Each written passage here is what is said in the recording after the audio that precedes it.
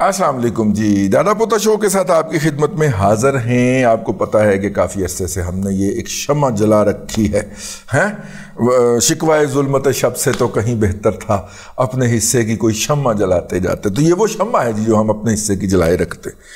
ये ऐसे ही जी बस महफिल है, इसके अंदर आप अपने सवालात भेजते हैं और हम आपसे सीखते हैं और आप हमसे सीखते हैं, और यूं ये सीखने सिखाने का अमल जारी रहता है। गर्मियाँ शुरू हो गई हैं, बच्चों को प्रैक्टिकल के अंदर इंगेज कीजिए, अमली काम के अंदर इंगेज कीजिए। उनकी जान इस गैजेट से, जिसको मोबाइल कहते हैं, या दीवार पे टंगे हुए टीवी से छुड़वाइए। अगर आप अफोर्ड करते हैं तो उन्हें लेके हफ्ते 2 हफ्ते के लिए किसी सेहत अफजा मुकाम पे चले जाइए। नहीं अफोर्ड करते तो कम अज़ कम मोटरसाइकिल पे बिठा के आप उन्हें मॉडल टाउन पार्क या लाहौर के किसी पार्क में या कराची या इस्लामाबाद के किसी पार्क में ले जाना तो अफोर्ड करते हैं ना, वहाँ पे ले जाइए, उनके साथ टाइम गुजारिए। मैं कहा करता हूँ कि अपने बेटों को गले लगाया कीजिए। बेटियाँ तो खुद ही लग जाती हैं ना, हाँ, अपने बेटों को गले लगाया कीजिए, उनको चूमा कीजिए, प्यार किया कीजिए। उनके अंदर एक जो वो एक डिमांड होती है ना, वो उनकी पूरी होती है। ये उनकी बॉडी की डिमांड है, ये उनकी ग्रोथ की डिमांड है, ये उनकी साइकोलॉजिकल ग्रोथ की डिमांड है। ये ज़रूर किया करें, ठीक है। माएँ जो हैं वो अपनी बेटियों के साथ ऐसा ज़रूर किया करें। मैंने देखा कई माएँ जो हैं वो अपनी बेटियों को सारी सारी उम्र गले नहीं लगाती। जैसे ही वो गोद से उतरती हैं या मतलब बड़ी होती हैं तो उसके बाद उनसे डरती हैं। बाज़ माएँ तो उन्हें अपना राइवल समझना शुरू कर देती हैं। ऐसा मत कीजिए, हैं। वो अपनी माएँ जो हैं वो अपनी बेटियों को गले लगाएं। ये भी उनकी भी साइकोलॉजिकल ग्रोथ के लिए बहुत ज़रूरी है। तो ऐसे ही आ गया, गर्मियों की छुट्टियां हो गई और ईद के दिनों के अंदर अगर आप इस तरह की सरगर्मियां करें तो और भी अच्छा है, खुशियों को 4 चांद लग जाएंगे। कुर्बानी का गोश्त जो है वो ज़रा उसमें वक्फा दे के खाइएगा, ठीक है, क्योंकि वो बहुत पावरफुल होता है। पहले 24 घंटे के अंदर तो उसके अंदर जान भी होती है। तो आप जब वो खाएंगे तो जिस तरह के हमारे मैदे हो गए हुए हैं, जिस तरह के हमारे रहन सहन हो गए हुए हैं, इस तरह हो सकता है कि आपको कोई नुकसान और गजांद ना पहुंच जाए। तो लिहाजा उसको डिल्यूट कर लीजिए, ज़्यादा मुनासिब है। हुक्मा कहते हैं कि उसको 24 घंटे के लिए फ्रिज में रख लीजिए और फिर पकाइए और फिर खाइए, ताकि वो जो है वो पूरी तरह उसमें से जो जान है वो निकल जाए। भाई हुक्मा कहते हैं, अब मैं क्या कहूँ इसके बारे में, मेडिकल साइंस क्या कहती है वो आप मेरी रहनुमाई फरमाएंगे। तो ये 2-3 मैंने कहा कि एक याद दहानियाँ हैं, एडवाइस हैं, नसीहतें हैं जो कि कर देनी चाहिए, ठीक। ले जनाब, आज के पहले 2 पैगामात आए हैं, हम आपकी खिदमत में पेश करने लगे हैं। मुलाहिज़ा फरमाइए। अस्सलाम वालेकुम। ये क्या वजह है जी, पाकिस्तान की किसी सियासी पार्टी ने अपने मंशूर में ज़री असलाहात का कोई जिक्र नहीं किया और ये ड्यूल नेशनैलिटी बंद करने का भी कोई जिक्र नहीं है।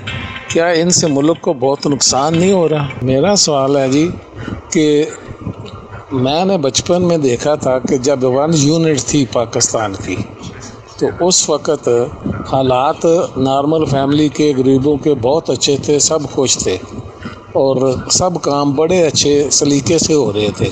लेकिन अब 1 यूनिट जुल्फ़िकार अली भुट्टो साहब ने तोड़वा कर या तोड़ कर मुल्क का बेड़ा कर दिया। हमारे हिसाब से अब जो हालात हैं वो नहीं है, हर चीज़ ख़राब है, कोई महकमा सही नहीं है, कुछ भी नहीं सही। आप बताएं क्या ये सही है या गलत है? देखिए, दूसरी बात जो है, पहली बात आपने हालात की बात की है। नहीं, सबसे पहली बात जो आपने कही है कि किसी ने अपने मंशूर में शामिल नहीं किया, एक तो हम उस पर तंज कर सकते हैं चूँकि वो उनके मफाद के ख़िलाफ़ जाता है, ठीक है, तो इसलिए नहीं किया क्योंकि उन्होंने बहुत सारे अपनी औलादें बाहर रखी हुई हैं, तो उनके मुस्तकबिल तारीख होने के ख़तरात हैं। लेकिन हमें दबाव डालना चाहिए, इस पर आवाज़ उठानी चाहिए। दूसरा जो आपने कहा कि हालात बड़े अच्छे थे, भाईजान اگر میں صرف مٹن کی قیمت سے اندازہ کروں تو میری انکم میرے والد صاحب سے بس تھوڑی سی ہی زیادہ ہے. کہ اس زمانے میں ان کی تنخواہ میں کتنا مٹن آتا تھا, مٹن, اور اب جو ہے میری تنخواہ میں کتنا مٹن آتا ہے, تو میری جو انکم ہے وہ اس سے بس تھوڑی سی ہی زیادہ ہے. ٹھیک ہے. اس وقت ہمارے گھر میں ایک پنکھا ہوتا تھا, چھت پیڈسٹل فین ہوتا تھا, اور وہ پیڈسٹل فین جو تھا وہ ٹیبل پہ رکھا جاتا, اور گرمیوں کے اوپر چھت میں سویا جاتا تھا, چھت پہ سویا جاتا تھا, اور وہ ایک پنکھا لگا ہوتا تھا, آگے 4 5 6 منجیاں ہوتی تھی, 4 پہیاں ہوتی تھی. ٹھیک ہو گیا.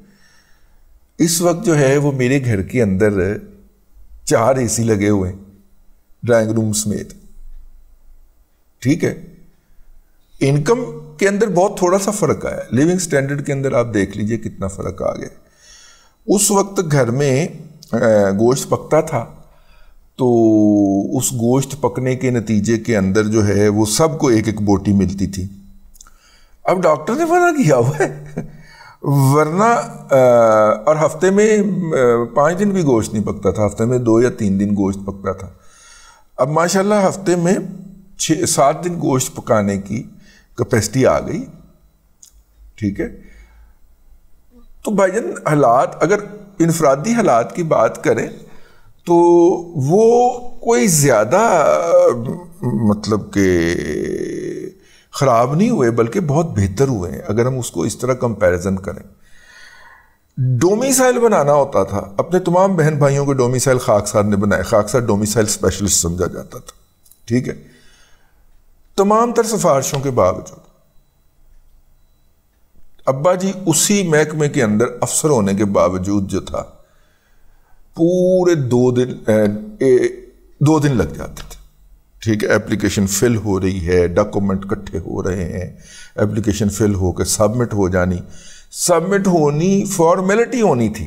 ٹھیک ہے. بڑے پروٹوکول کے ساتھ, لیکن 2 دن لگ جاتے تھے. ابھی بھی 2 دن لگتے ہیں.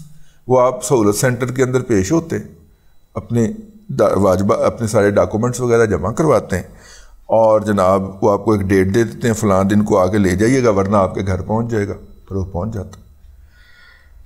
سر میرا خیال ہے کہ اتنے حالات ہمیں بعض اوقات ذاتی مشکل پیش آ جاتی ہے, تو ہم کہتے تھے سارے ہی چور نے.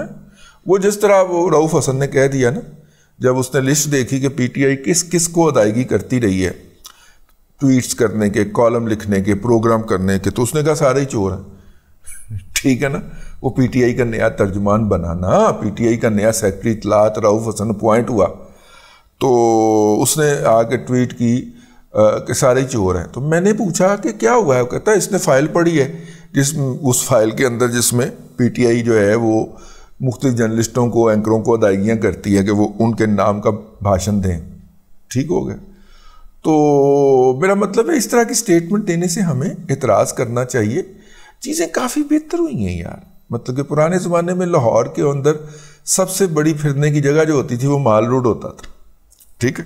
اب مال روڈ میں سیر کرنے کے لیے لوگ نکلا کرتے تھے, 16 ہیٹ پا کے, نکر پا کے, جناب سگار لگایا ہوتا تھا. ہے وہ اینگلو انڈین خاتون ڈانس کر رہی ہوتی تھی, ادھر بھی چاتی مار لیندے سن شرفا کے اندر کی ہو رہے. ٹھیک ہے. اب جناب جو ہے اب اس شہر لاہور کے اندر یہ 8 پارک ہیں اتنے بڑے بڑے. آپ لاہور کے جس بھی کونے میں ہوں آپ کو قریب ترین پارک مل جائے گا. اگر آپ مشرق کی طرف ہیں جلو پارک مل جائے گا آپ کو, اگر آپ جنوب کی طرف ہیں مارٹل پارک مل جائے گا, آپ سینٹر میں ہیں تو جناب پارک اور ریس کورس پارک مل جائے گا. تو چیزیں بہتر ہوئی ہیں. مطلب کہ اس لیے زیادہ جو ہے ہم اگر یہ کرنے کی بجائے, تنقید کرنے کی بجائے, اگر چیزوں کو اسیس کرنا شروع کر دیں, اپریشیٹ کرنا شروع کر دیں, تو میرا خیال ہے کہ زیادہ مناسب ہوگا. بنیادی طور پہ کچھ سہولتیں ہمیں ایکسٹرا مل جاتی ہیں, پھر جب وہ ہمارا حق نہیں ہوتا ہم سے چھنتی ہیں تو ہم بہت زیادہ شور مچاتے ہیں. بس اتنی سی بات. تو بہرحال آپ کا نقطہ نظر ہے, میں نے وہ آپ کا نقطہ نظر سنوا بھی دیا اور اس کے اوپر اپنا جو نقطہ نظر ہے وہ بیان بھی کر دیا. السلام علیکم رضی دادا صاحب. میں اپنی اینڈرائڈ ٹی وی پہ آپ کا جو رضی دادا شو ہے اور دادا پوتا شو ہے، میں یہ دونوں ہی سنتا رہتا ہوں، اور ٹیلنگز میں جو فرائیڈے کو پروگرام ہوتا ہے وہ بھی سنتا رہتا ہوں، اور آپ سے مختلف وقتوں پہ ٹویٹر پہ بھی بات ہوتی رہی ہے۔ میں عبدالستار بات کر رہا ہوں شکھر سے۔ ابھی ایک دوست نے آپ سے سوال کیا آج کے پروگرام میں دیکھ رہا تھا کہ انٹرسٹ ریٹ جو ہے وہ جو بینک میں پیسے رکھے جاتے ہیں تو اس کے حوالے سے، تو میں قومی بچت چلا گیا جو ہماری روڑی میں برانچ ہے۔ میں جب وہاں گیا تو وہاں پہ انہوں نے کہا کہ بھائی، میں نے کہا کتنے دے رہے ہیں آپ آج کل؟ تو انہوں نے کہا کہ ہم 18 سے 20% دے رہے ہیں، مگر اس پہ 30% ٹیکس ہے۔ اب 30% ٹیکس جو ہے وہ اس طریقے سے ہے کہ آپ اگر فائلر ہیں تو آپ 15% ٹیکس دیں گے، مگر آپ کو 30% ٹیکس دینا پڑے گا۔ ابھی ایک سندھی اخبار میں یو فون کا بھی شائع ہوا کہ ہم 1 لاکھ پہ 25% منافع دیں گے، مانا 25,000 کی بات کر رہے تھے۔ تو میں سمجھ گیا تو وہ بھی یہی بات کر رہے ہوں گے کہ بھائی اب اگر آپ فائلر ہیں تو ہم آپ کو 25% دیں گے۔ میں نے ان کی ہیلپ لائن پہ بھی کال کی جو اخبار میں لکھا ہوا تھا۔ انہوں نے کہا کہ آپ اپنی قریبی برانچ میں چلے جائیں۔ جب میں قومی بچت گیا تو انہوں نے فائلر نہیں تھا، میں پوچھا، میں نے کہا اگر کوئی رکھے انویسٹمنٹ کے پرپس سے، تو انہوں نے کہا کہ صحیح آپ کو فائلر نہیں ہیں تو آپ کو 800 روپے 1 لاکھ روپے پہ قومی بچت والوں نے کہا۔ اسی طرح آپ اگر ریٹائرمنٹ کا آپ کے پاس لیٹر ہے یا کوئی بیوہ ہے یا کوئی معذور ہے تو قومی بچت والے کاٹ کوٹ کے منا وہ دیتے ہیں 1350 روپے۔ تو یہ سلسلہ چل رہا ہے، اور اس سلسلے میں ظاہری بات ہے لوگوں کو وہ جو ٹینجیبل لفظ استعمال کرتے ہیں کہ اگر آپ کو کوئی انویسٹمنٹ ایسی ہو جو آپ کو فائدہ دے 1 مہینے پہ، ہم ایگریکلچر سوسائٹی کے لوگ ہیں، ہم 6 مہینے اور 3 مہینے کے بعد فائدہ دیکھنے والے ہیں، تو لوگ ظاہری بات ہے اس میں آپ کے خیال میں اگر کسی کے پاس 10 سے 12 لاکھ ہوں تو وہ کیا بینک میں پیسے رکھے یا کہیں اور انویسٹ کرے؟ بہت شکریہ سر۔ دیکھیے، بینک میں پیسے رکھنا نہیں چاہیے، ٹھیک ہے؟ اگر آپ کے پاس پیسے ہیں، آپ نے سکھر سے فون کیا، مجھے وہاں سے جو ہے وہ کھجوروں کی خوشبو آئی آپ کی گفتگو سے، بہت شکریہ۔ آپ اتنی محبت سے سنتے ہیں اور فیڈ بیک بھی دیتے ہیں، اور آپ نے اس بات کو نوٹ کیا اور آپ نے اس کے لیے باقاعدہ جا کر متعلقہ بندوں سے پوچھا، میں نے بھی پتہ کیا جی۔ اس کے بعد آج دیکھیں نا 22% تو بیس انٹرسٹ ریٹ کر دیا نا حکومت نے IMF کے کہنے کے اوپر، ٹھیک ہے؟ بقول ان کے کہ جی IMF نے ہمیں کہا تھا تو ہمیں 29 تاریخ تک جو ہے وہ پیکج ملنے کا امکان پیدا ہو گیا ہے، دیکھ لیتے ہیں۔ ہم اس پہ چپ کر کے ہم نے کوئی تبصرہ نہیں کیا، لیکن اس پہ آ جائیے، اگر حکومت نے 22% IMF کے کہنے پہ کیا ہے تو، اور سارے دنیا بھر کے اندر اس وقت یہ وبا ہر ایک ملک میں ہے۔ آپ دیکھیں ترکی، بھائی برطانیہ جیسے ملک نے اپنے شرح سود کے اندر جو ہے وہ کافی زیادہ اضافہ کر دیا ہے، اس نے ترکی نے کر دیا ہے، اور بہت ساری اکانومیز جو ہیں انہوں نے کر دیا۔ تو ان کا کہنا ہے کہ جناب آپ جو ہے وہ اللہ آپ کا بھلا کرے، ہاں تو 22% تو بیس انٹرسٹ ریٹ ہو گیا نا جی، تو ایسی صورت کے اندر وہ آپ کو 22% تو سرکار دیتی ہے، تو اس سے زیادہ ہی کچھ دے گا اگر بینک۔ تو آپ نے جیسا کہ فرمایا کہ ملتے ہیں آخر میں بہت کم، تو حکومت جو ہے وہ اس کے 30% تو لے جاتی ہے نا جی پروفٹ کی شکل کے اندر، اور حکومت اس میں ڈبل ٹیکسیشن کرتی ہے۔ خیر اس میں تو نہیں کرتی، قومی سیونگ کے بینک کے اندر کرتی ہے، نیشنل سیونگ میں تو نہیں کرتی، تو اس لیے زیادہ مناسب ہوگا کہ نیشنل سیونگ کے اندر اگر آپ کو سال 2 سال 3 سال کے لیے جتنی رقم آپ نے بتائی ہے رکھنی ہے، تو وہ حکومت پاکستان کو قرض دیا جائے جی، کیونکہ اس کے ڈوبنے کے امکان ہی نہیں ہے، ٹھیک ہے؟ حکومت پاکستان کو قرض دیا جائے۔ بہت شکریہ ایک مرتبہ پھر سکھر سے یاد کرنے کا۔ السلام علیکم دادا جی، اسامہ بات کر رہا ہوں لاہور سے۔ جوہر ٹاؤن سے. تو میں نے آپ کو فالو کیا ہوا ہے 2018 سے. میں آپ کا پروگرام سن رہا ہوں. جب میں اوبر چلاتا تھا تو مجھے ایک پیسنجر نے بتایا جن کو شری لنکا سے آئے تھے, اور انہوں نے بتایا کہ وہ آپ کا پروگرام سنتے ہیں. انہوں نے گاڑی میں لگایا. تب سے میں آپ کا پروگرام سن رہا ہوں اور بہت انٹرسٹ ہے مجھے آپ کے پروگرام میں. میں نے بہت لرن بھی کیا پچھلے 4-5 سال میں, اپنی گروتھ بھی کی ہے اپنے پروفیشن کی. تو پھر میں نے کیا نا میں گاڑی کا پروفیشن چھوڑ دیا کیونکہ اس میں گروتھ نہیں تھی ٹیکسی وغیرہ کے اندر, اوبر کے اندر. تو پھر میں نے وہ گاڑی بیچ کے اور پھر اپنا ایز اے جاب کی میں نے IT کے اندر, پھر اپنا کیریئر وہاں بنایا. تو اب الحمدللہ 3 سال جاب کرنے کے بعد پچھلے 1.5 سال سے میں نے اپنی IT کی کمپنی بنائی ہوئی ہے. اور میری ایک اپنی کمپنی بھی ہے اور ایک میرے فرینڈ کے ساتھ بھی کمپنی ہے جس کے اندر میں 50% کا پارٹنر ہوں اس کا. تو لیکن میں ڈاکومنٹڈ اپنے فرینڈ کے ساتھ نہیں تھا. تو میں اپنی کمپنی میں نے اس لیے بنائی ہے تاکہ میں اپنی کمپنی کو گرو کر سکوں اور اس کو ڈاکومنٹڈ کر سکوں تو مجھے فیوچر میں فائدہ ہو. تو میں نے ابھی اپنے آپ کو as a sole proprietor registered کروا لیا ہے اپنے ایک جاننے والے سے. اس نے مجھے NTN بھی بنوا دیا ہے اور مجھے FBR میں میری کمپنی بھی رجسٹر کروا دی ہے. تو میں SSCP کا سنتا آ رہا ہوں آپ سے. SSCP میں نے اپنی کمپنی کیسے رجسٹر کروانی ہے اور کیوں کروانی ہے, کروانا ضروری ہے یا نہیں کروانا. اور دوسری بات یہ ہے کہ چیمبر آف کامرس کا بھی میں نے سنا ہے, آپ کہتے ہیں کہ چیمبر آف کامرس میں بھی بزنس رجسٹرڈ ہوتا ہے. کیا مجھے ایز اے سول پروپرائٹر وہاں پہ رجسٹرڈ ہونا چاہیے یا نہیں ہونا چاہیے؟ اگر ہونا چاہیے تو مجھے کیا فائدہ ہوگا اس کا؟ تو میں نے ابھی بزنس اکاؤنٹ بھی کھلوا لیا ہے اپنا کمپنی کا. تو میں چاہ رہا ہوں کہ یہ ہر چیز کیا نام ہے لیگل طریقے سے ہو اور کیا نام ہے میرا ریکارڈ بنے میری اسٹیٹمنٹس کا, اور کل کو میں کچھ فردر کچھ اسٹیپ لینا چاہوں تو وہ بھی لے سکوں. تو آپ مجھے تھوڑا سا گائیڈ کر دیں. Thank you very much. دیکھیے بات یہ ہے کہ پہلی تو بات یہ ہے کہ آپ نے بہت اچھا کیا اپنے آپ کو رجسٹر کروا کے, اور فائدہ اس کا جو ہے یہ جو سول پروپرائٹر اگر آپ نے پنجاب کے محکمہ صنعت کے ہاں اپنے آپ کو رجسٹر کروایا ہے تو اس کا آپ کو فائدہ نہیں ملے گا. فائدہ جو مفاد آپ دیکھنا چاہ رہے ہیں نا وہ نہیں ملے گا. ٹھیک ہے,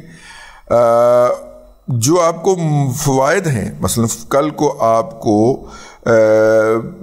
اپنا اس میں آپ نے کل کو آپ کو کسی اور مطلب کہ انٹرنیشنل کانفرنس میں جانا ہے, کوئی آرڈر مل جاتا ہے, اس کے اندر آپ ٹیکس کے اندر کنسیشن چاہتے ہیں کیونکہ آپ IT کے شعبے سے ہیں اور آپ کو پتہ ہے کہ IT کا شعبہ جو ہے وہ جو ہوتا ہے وہ مطلب کہ ایک ڈیڈ ہوتی ہے, ایگریمنٹ ڈیڈ ہوتی ہے جس کو آپ رجسٹر کر دیتے ہیں. وہ کمپنی کے طور پہ نہیں ہے, وہ کاروبار آپ کو کرنے کا ایک لائسنس مل جاتا ہے جسے کہیے صوبائی حکومت کی طرف سے.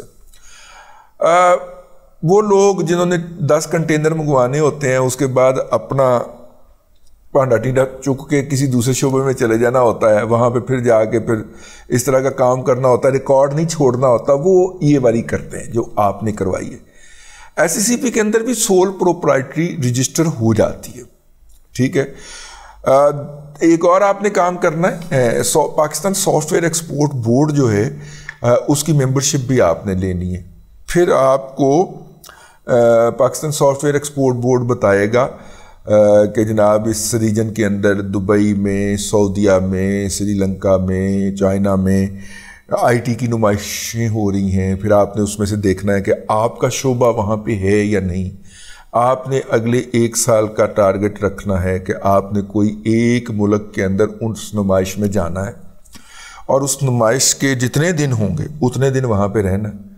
اور آپ نے جب صبح نمائش شروع ہوگی تو اس وقت وہاں پہ انٹر ہونا ہے, اور جب وہ تکے مار کے نکالیں تو وہاں سے نکلنا اور گھومتے رہنا, نوٹس لیتے رہنا, کارڈز ایکسچینج کرنے, اپنی کمپنی کا پروفائل چھپا کے لے جانا ہے. ٹھیک ہے, یا اس کا جو لنک ہوگا وہ ان لوگوں کے ساتھ شیئر کرنا ہے اور ان کا لنک خود لینا ہے, انٹریکشن.